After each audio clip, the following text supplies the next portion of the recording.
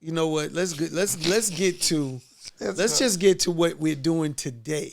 What is Irv Gotti doing today? Because you're not doing present day. Yeah, let's get to it because Irv Gotti isn't doing the music like he used to.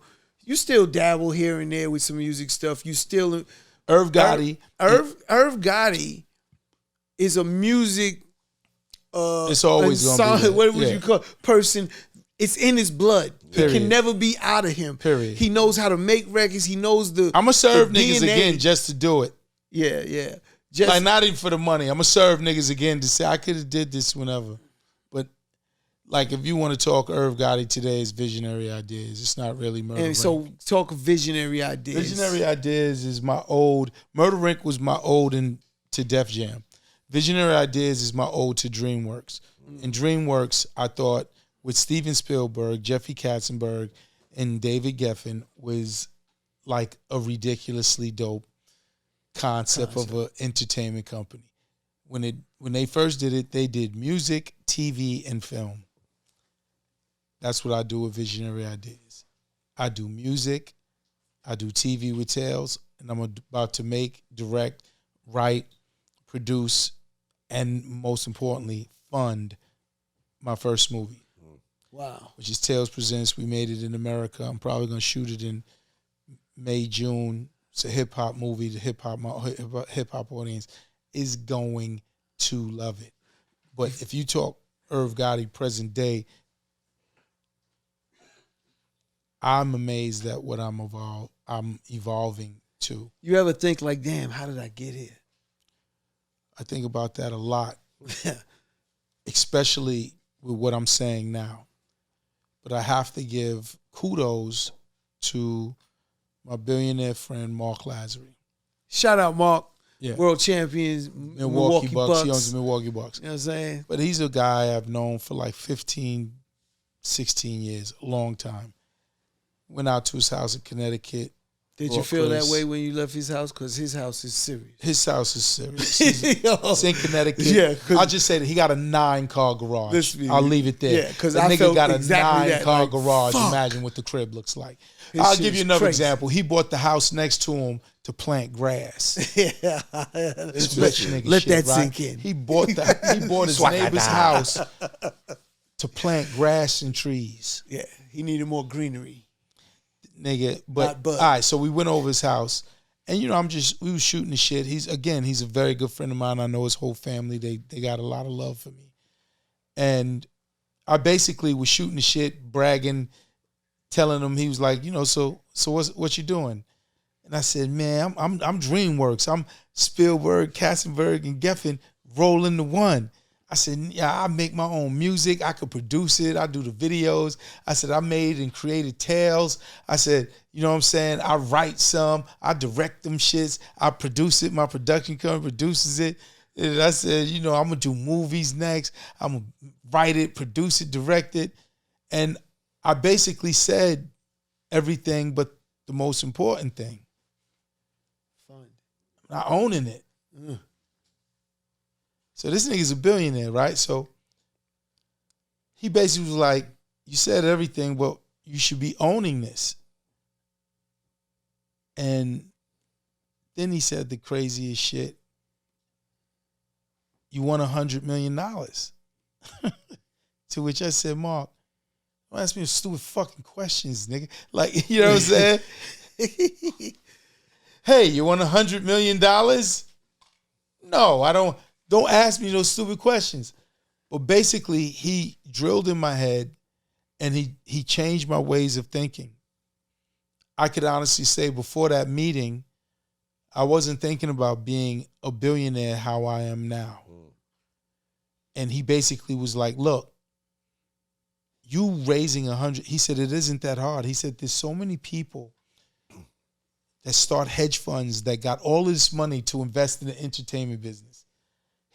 You know what they don't have? You. He says, so raising 100 million or raising thing, it ain't gonna, he said, it is not that hard. And he says, with that money, you should own and pay for and own your shit. Then he explained to me that the entertainment business sells at a 10 to 20x. So for those who's watching that don't know what that means is whatever your company is evaluated at. So say my company is evaluated at $200 million. I could sell it for $2 to $4 billion. They pay for it at a 10 to 20 times multiple. So immediately, I left there. Those chips. I left there, and it was a different conversation. I don't know if I want that house with the pool anymore. It sounds a little bit better. No, it immediately, because here's the thing, right?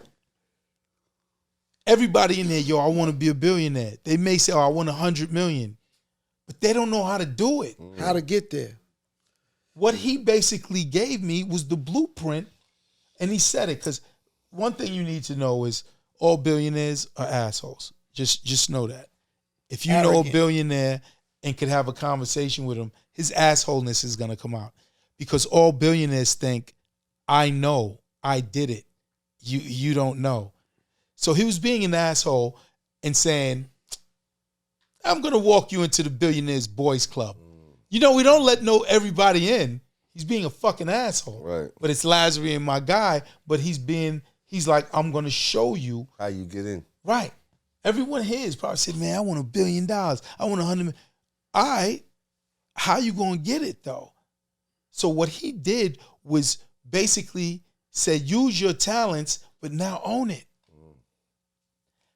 And I was like, yo, a TV series, $30 million, $20 million. I said, maybe I can make a movie, couple million, but I don't know if I can do a Tales. Is $20 million I'm going to need.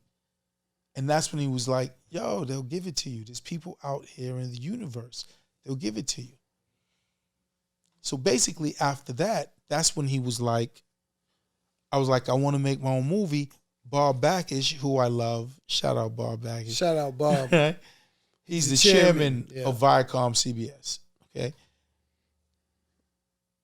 I said, Joe, Bob, I want to make a movie, a Tales Presents. I want to take what we did with the TV and make a movie. Bob, as Bob does, great, sounds great, do it. And he says, could you make it on your own? Because he didn't want me fucking with Paramount or, having a medal. He just wants me to make it. And I said, yeah, I could probably get the money. He said, good, you make it, bring it to me. I'll distribute it, market, promote it, and buy it from you. Okay, I'm in the game now. I go back to Lasry. And Lasry gives me hard reality. He gives me hard shit. He says, Irv, listen, you could get the money, but it'll be better if you get it going yourself. All you have now is a big talk. You're a legend with the music, but TV and film, you're getting a little way with Tales, but I don't know if it's enough where they're just going to open the floodgates. It'd be good if you get moving yourself. I meet with all of these people, and that's when I leverage my producer royalties, publishing, 50% ownership of masters, my homes. I leverage that to get money to shoot my movie, my first movie, where I'm gonna pay for it. But when I did that,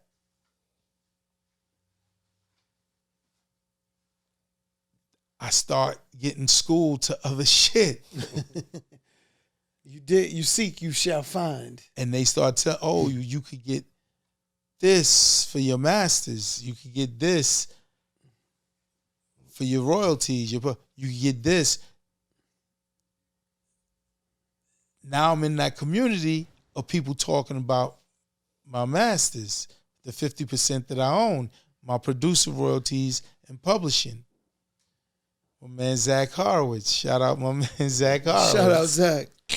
Zach Horowitz was the CFO of the Universal Music Group. And he always was in my corner. He's someone that is always liked me, helped me, and is always in my corner. He calls me, Irv, want to sell your masters? I said, if I could get the right price, right? is this guy, Olivier Chastain. He pays the most. He has a company called Iconoclast. And he's with a company called PIMCO. PIMCO is a $2.5 trillion company. Yes, I said the T word. Trillion. Talk dirty to me. So I meet Olivier. Holy shit. Zach plugs me with Olivier. And Olivier loves me. Olivier is like, Zach told me, he's a Frenchman, he speaks French. Zach told me you was a fucking genius and he didn't fucking lie. Now imagine, see, Zach is a guy who I probably, for the Universal Music Group, have accounted for and was around probably over $1 billion that I helped the Universal Music Group generate. So it's nothing better than Zach than to call and tell Olivier, another guy who's worth $2 billion with access to trillions, how great Irv Gotti is. Right. There's nothing better, ladies and gentlemen, for a rich white man to call another rich white man the cosign and co-sign you. Call it richer. Hey guys, I'm gonna go on a limb. There's no better cosign than that. A rich white man was super successful with the Universal Music Group, built them up to a $20 billion company, and was a part of that, telling another guy that's worth $2 billion that Irv Gotti's a genius, right?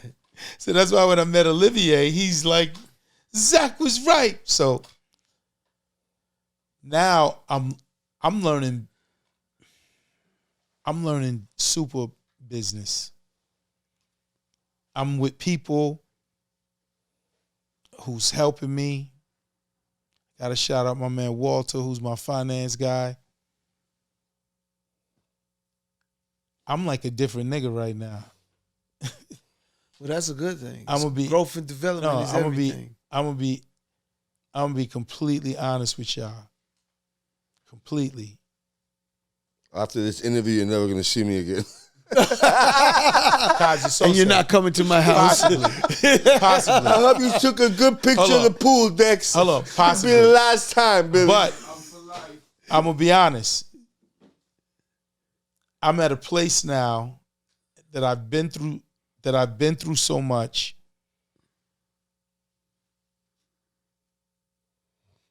Nothing really is getting me off of my game.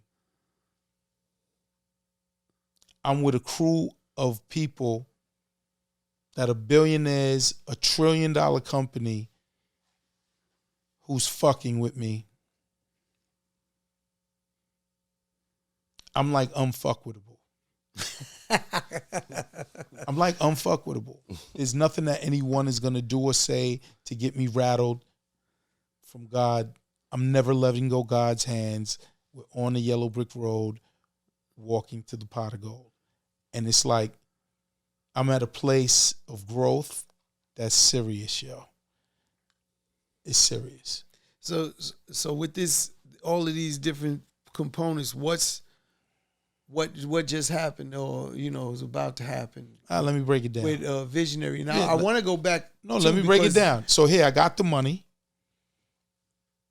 You'll see a press release soon, or I don't know when this is going to come out or whatever, but we'll schedule it. I'm going to get like $250 million, right? Now, the $250 million ain't for me. It ain't just for me. Let me tell you what the $250 million is for. So I'm going to break it down to y'all niggas so y'all know exactly how I'm going to get to the pot of gold. Bob Baccus, love Bob Baccus, is allowing me to own my content. So now when you see tails, I own it. But let me break down the metrics. PIMCO, the T-word company with Olivier, they'll give me the money to make. So now if I need 30 million or 20, they'll give it to me. To make whatever movie you want. So I make it. And this is the shit that really bugs me out. This is big business, so I hope y'all catching it. If y'all don't understand it, I'm sorry. Catch it the best way they can. But I'm speaking it in nigga terms, so y'all should be able to catch it. PIMCO's going to give me the money to make the content. PIMCO's the plug, so you know how. Break it down for me. PIMCO's the plug. PIMCO's the plug. He just opened up a line of credit, and they're about to ship. The box is coming in, homie. They ship ready to go to work. Now here's the shit that mind boggles me. Here's a company that's about to give me a $200 million line of credit. $200 million that I'm going to have access to. And they don't want a piece of my company. They're empowering you. Long-term play. All they want is a return on their money. But I'm like, nigga, if I give a nigga $200 million, nigga, we partners. Right? If they'd have said that to me, I'd have just went, listen, take 49%. They was like, we have no interest. These niggas is a $2.5 trillion company, and they're like, Irv, we don't want equity in your company. That's not what we do. So how that works is big business. Say it's $20 million. They give me the $20 million. I got to give them back 8% return on the 20. I give them back 8% return on the 20. Our business is done. That's an extra 1.6. Good math. So what I'm saying that's 21.6. But here's the thing. Bob Baccus and Scott Mills, they'll license my content that they own. Maybe to the tune of $30 million. Could y'all do math? Yeah. 30 minus 21.6. It's pretty good. But wait, it gets worse. But wait, it gets worse. I shoot in the state of Georgia. State of Georgia gives a 30% return on every dollar. So 30 million, that's 9 million. No, but not 30. It's the if we made 21. So it's 20 or 20. 20, 30%, 6 million. 6 million. On top of that. Carry the one, ladies and gentlemen. Carry the one. Right? So, motherfucking, but wait a minute. But wait, it gets worse. I get 10% production company fee based on the overall budget. It's another $2 million. I get $100K in that. That's another $1 million for EP in it. It's a lot of millions of dollars, nigga. Okay, this is more business. This one is gonna fly off your head, but I'm gonna break it down. I just see the what I'm telling y'all with all of that money. He just wants to know about. Listen, it's called EBITDA. I forgot what each letter is, earnings. But it's a fancy term for a profitable company. So basically, potentially, I could earn on every series that I produce 15, 20 million. Earnings before interest, taxes, depreciation. Yeah. And that's EBITDA. But EBITDA, what it really means, that's big business shit. All it means is they look after at your, taxes, all how much you make? What's your profit? That's all it is. How much you make, nigga? After everything. I just broke it down for y'all where I'm making like 15 to 20 probably. But my EBITDA is crazy. Now. But could it be also the guy who was associated with the whole Universal seeing you every time they gave you a budget, you quadrupled it, you guys. So they're saying, wait a second, not only is he a genius, you give him those 200, you bring him back 4 or maybe more. 100%. That's what it is too, because his resume knows. Hold on. He can flip it. That was the part of the meeting that I said with Olivier Chase, the Frenchman jumped up and said, Zach was right. You're a fucking genius. Because I said, yo, this is all factual shit. Now let's talk more big business. So I made all that money, and I own it. I asked Bob, I said, yo, if I own 100 episodes of television, what would Netflix pay for? He owns Paramount Plus. So I said, forget Paramount Plus. I said, what would Netflix give me for like 100 episodes of television to license it? 250, 300 million. All right, so guys, I got PIMCO. I could make my own content. I'm going to make money while I'm making one time. I'm going to pay them back. BET's happy. They're going to give me a licensing fee for like 5 years. They'll triple their money. Everyone makes money with Gotti. And at the end of the day, I own it. where if I have 100 episodes of television, it's worth $300 million. Okay, what did Mark Lasry? And that's just licensed. That's just a license. But what did Mark Lasry say? Yo, you got to own it. Yeah, that's why he drilled in my head. Yo, you can't sell what you don't own. You can't sell what you don't own. You can't sell what you don't own. So if I own it, and 100 episodes is worth to streaming services $300 million, what's my company worth? I got 100 episodes of television, so my company's worth what? 400 million? 4 billion? Now what did he say? You can sell it at a 10, 20 time multiple. Be conservative. My niggas, I'm gonna be a billionaire. Y'all heard it here first on Giving Them the Business.